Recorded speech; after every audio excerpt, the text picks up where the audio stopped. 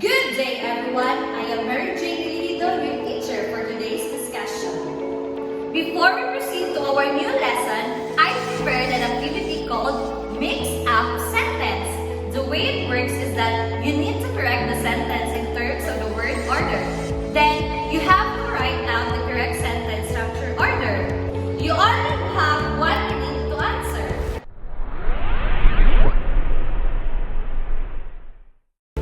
Great job, student! For the next activity, get one sheet of paper and write the alphabet A to J. Then, try to make a sentence starting with each letter. The rules is proper names are not allowed for the first letter. Like for example, A, all the kids went to school.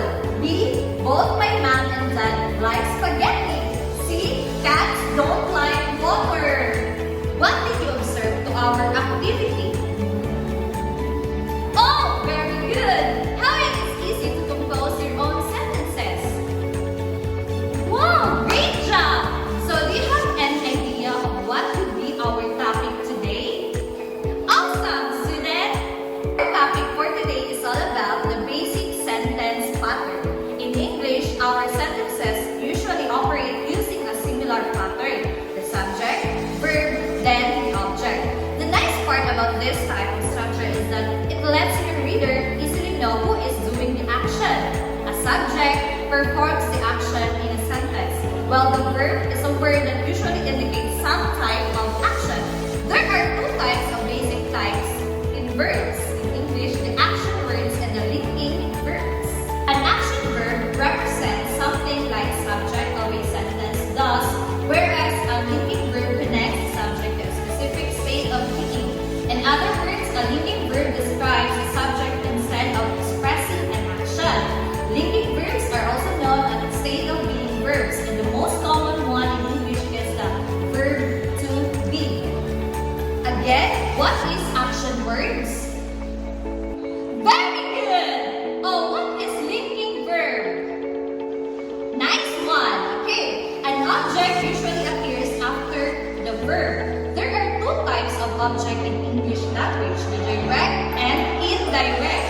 A direct object takes or receives the action of the verb. In other words, the subject of the sentence acts on direct object. An indirect object tells us to whom or whom an action is done. Let's proceed to the basic sentence pattern. The SIV pattern, the SEVO pattern, the SLVC pattern. So the first is the SIV, or the subject intransitive verb pattern, is the simplest sentence type. Intransitive verb do not need a direct object. In other words, intransitive verb can stand alone. Like for example, she swims. She is the subject and the swims there is the intransitive verb. The second one is the subject transitive verb and direct object pattern. This pattern includes the subject, intransitive verb, and a direct object. Here, we use transitive verbs, which means that we need a direct object. The trick here is to make sure our verb answers the question what. So, example, they are baking cookies and cakes. So, baking there is the subject, are baking is the transitive verb, and the cookies and cakes is the direct object.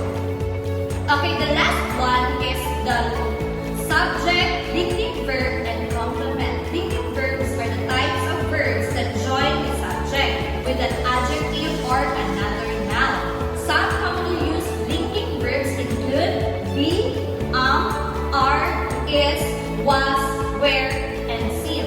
On the other hand, a subject complement is a word or a group of words that often follow a linking sense verb. Subjective complements can either be nouns, pronouns, or adjectives. Like for example, orange and yellow are bright colors.